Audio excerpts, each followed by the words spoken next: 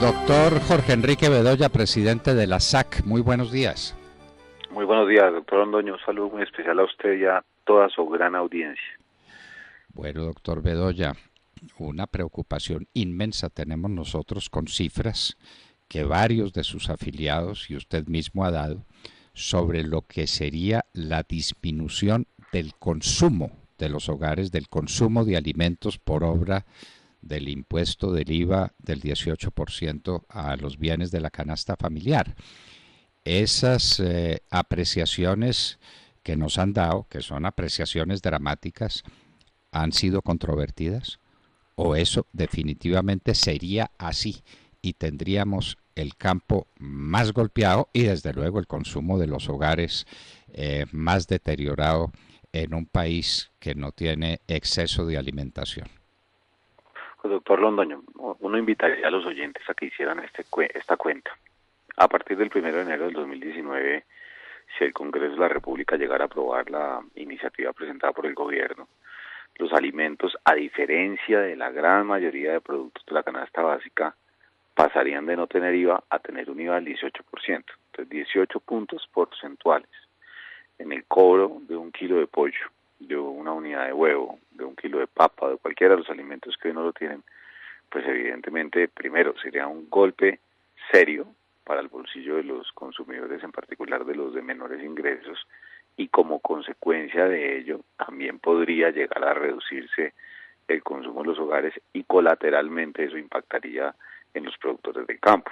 Y por eso es que la Junta Directiva de la SAC, en reunión ordinaria de la semana pasada, analizó este tema y decidió pronunciarse y decir, oiga, esto es inconveniente, invitamos al gobierno del Congreso a buscar otros caminos para este tema, porque obviamente preocupa el consumo de los hogares, preocupa el bolsillo de los colombianos, más allá de la previsión que hace la ley de financiamiento de tener un mecanismo de devolución para millones de hogares colombianos que son los de ingresos más bajitos, los más pobres de los pobres.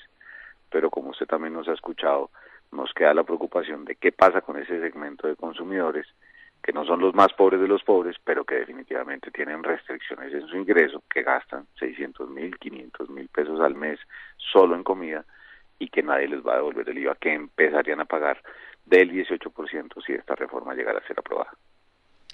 Esto sería un campo dramático. Nos han hablado de reducciones en el consumo de la leche, en el consumo de la carne de cerdo. No sé si la habría también en el consumo del arroz y de los huevos. Esto es un drama. Yo le vuelvo a preguntar, ¿el gobierno nacional ha controvertido estas cifras de ustedes y estas apreciaciones de ustedes? No, señor, no que yo conozca. Nosotros, pues, más allá de las conversaciones que yo he tenido con el ministro de Agricultura y este miércoles seguramente tendremos una reunión con el gobierno también para analizar este tema, porque los estimativos de cada uno de los sectores de la producción que están en la SAC pues ahí están a la mano. Inclusive el gremio de los agricultores publicó uno de sus estudios donde habla de las elasticidades de su producto, pero es que yo creo que también el tema es muy sencillo, doctor Fernando. Póngale 18% de más a cualquier alimento que va a ser un colombiano que escucha esta emisora en el mercado de la tienda barrio, en la plaza mayorista, y la persona tiene que escoger, porque es que tiene un hogar de 4 personas, tiene un presupuesto destinado para los alimentos y pues obviamente esta medida va a tener un impacto. No cabe duda ninguna de que va a tener un impacto. Ustedes han hecho cálculos sobre porcentajes de consumo que se disminuirían. ¿Hay algún estudio, lo están adelantando, de cuántas hectáreas de siembras o de cuántas hectáreas dedicadas a la ganadería quedarían por fuera del circuito de producción-consumo? Pues eso es algo que cada uno de los respectivos gremios está materializando, porque obviamente esto es un tema muy sensible y hay que tener todos los números sobre la mesa. Pero yo le doy 2 ejemplos. En el caso del huevo, básicamente lo que FENAVI ha dicho es que el consumo per cápita, el consumo de huevo, perdón, se podría reducir en más de un 9%. En el caso de la porcicultura nos están hablando de aproximadamente unas 50.000, 60.000 toneladas al año que podrían reducirse en materia de consumo, y en el caso de la papa entre el 10 y el 12%. Esto pues obviamente preocupa por dos razones. Uno, por la nutrición de los colombianos y lo que esto pueda generar. Y dos, obviamente pues por el tema de los productores, porque los productores encuentran su razón de ser en los consumidores y pues este es el negocio de ellos, atender a los consumidores. Y un elemento que ha pasado un poquito de agacho, doctor Londoño, que yo quisiera hacer referencia, y es el tema del contrabando. Mire, nosotros tenemos serias preocupaciones de contrabando con nuestros países vecinos, sobra decirlo, pero es que los productos de contrabando no van a pagar IVA, y cuando usted le pone una diferencia de 18% en la plaza de Potrerillo allá en Pasto, pues obviamente eso es un gran incentivo para el tema de contrabando. Entonces, por donde lo mire, hay efectos, hay un impacto en particular sobre el bolsillo de nuestros consumidores y eso le terminará pegando al productor y en particular al más pequeño. Doctor Jorge Enrique Bedoya, se dice mucho también por estos días que es muy difícil o prácticamente imposible hacer un seguimiento real del consumo de los alimentos en las plazas de mercado o en ese tipo de ventas públicas.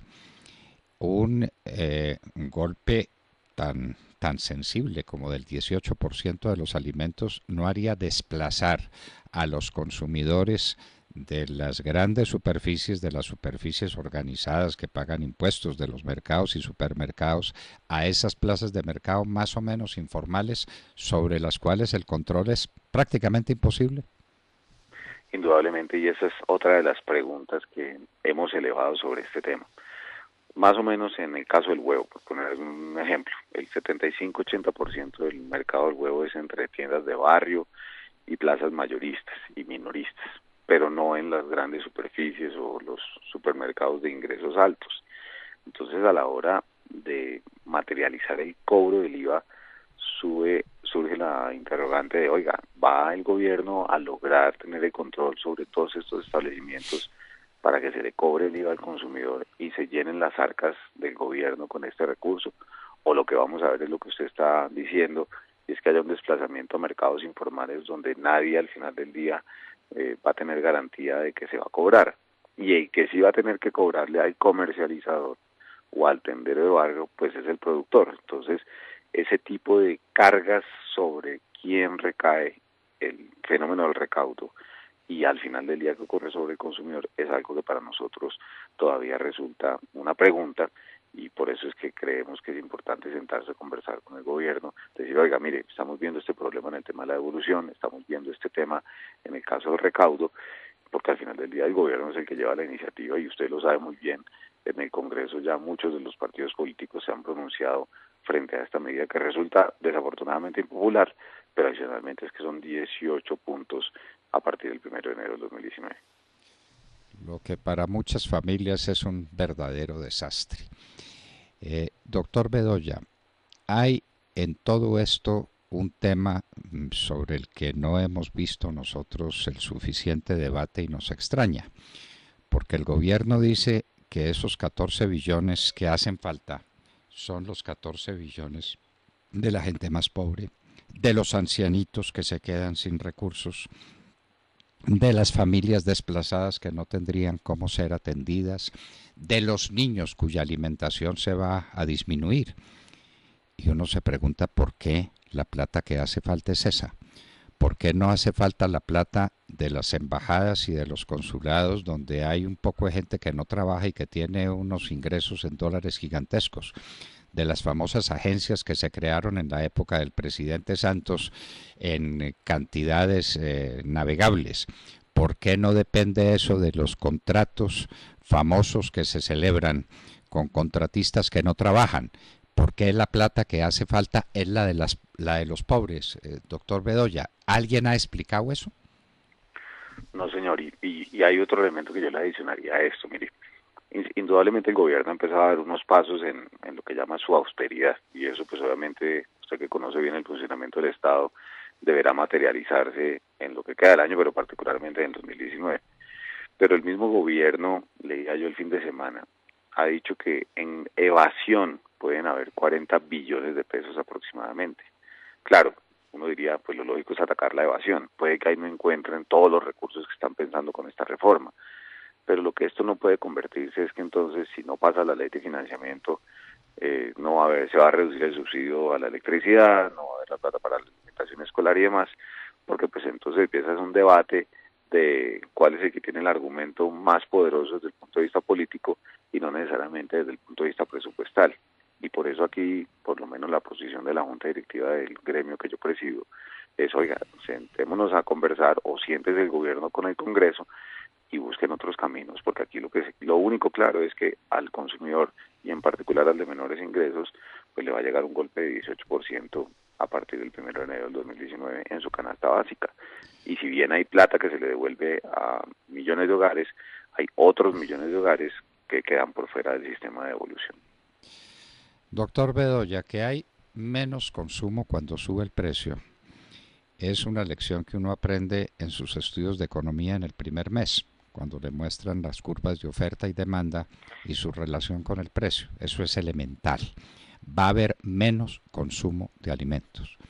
Yo me pregunto si hay organizaciones científicas, médicos, nutricionistas especializados, que hayan analizado el impacto que en la salud de los colombianos y de los niños en particular produciría esta reducción en el consumo, porque ese es un tema dramático.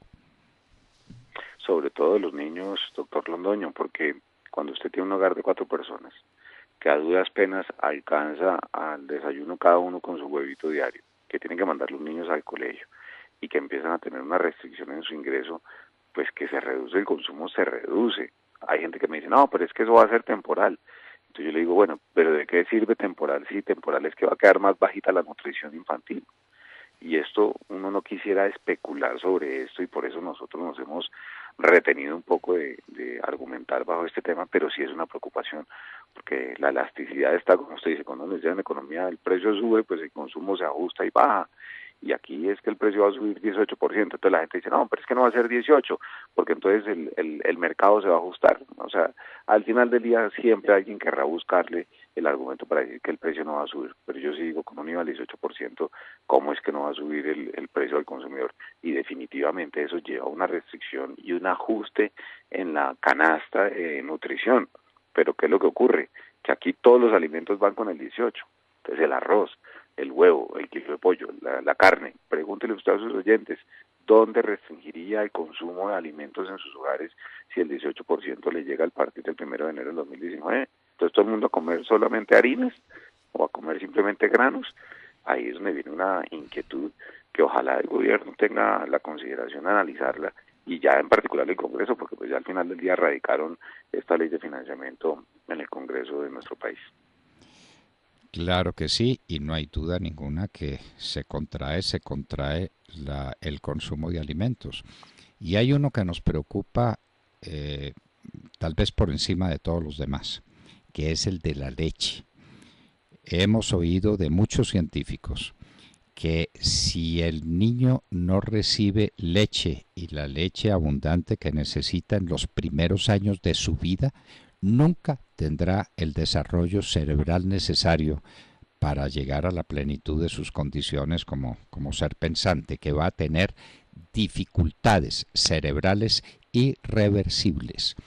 Eso no es un tema, eso no es demagogia, porque es que oímos hablar de una reducción del 40% de la leche. Supóngase que sea del 20%.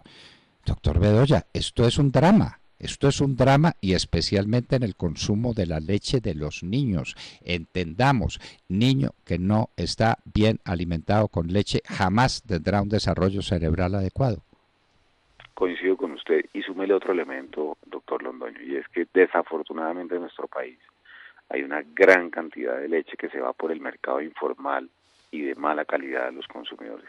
Entonces, el IVA al 18% lo pagarían las empresas que son formales, y usted habrá escuchado a Jeffrey Fajardo, el presidente de Azoleche, dando esta argumentación, y aquí lo que habría era un incentivo desafortunado para los informales que no tienen un control sobre su calidad, y ahí hay que hacer un llamado también al INVIMA, al nuevo director, al doctor Aldana, y a su director de alimentos, el doctor Robles, a que si esta reforma llega a pasar, pues evidentemente tendrá que haber muchos controles sobre el tema de contrabando, sobre el tema de la inocuidad de los alimentos, porque ahí se puede poner también en riesgo de alguna manera la nutrición en particular de nuestros niños. Leche que no esté bien tratada puede ser el origen de una cantidad de enfermedades muy graves para el aparato digestivo de los niños. Pero si definitivamente con contrabando o sin contrabando se baja el consumo de la leche, se baja especialmente en el área infantil, donde produce efectos irreversibles. Doctor Bedoya, esto es demasiado grave. Es que tocar el precio de los alimentos de primera necesidad en un país pobre es una cosa que no puede hacerse sino con amplísimo debate y con la seguridad de que eso no va a traer estas consecuencias que estamos analizando. Yo no entiendo por qué el Ministerio de Hacienda y por qué el Gobierno Nacional, antes de presentar esto a debate, no hablaron con ustedes, con los productores, no hablaron con los científicos, no trataron el tema con nadie, sino que simplemente lo presentaron y ahí estamos ante la expectativa de unas consecuencias realmente catastróficas para el bienestar y para la salud de la gente pobre, doctor Bedoya.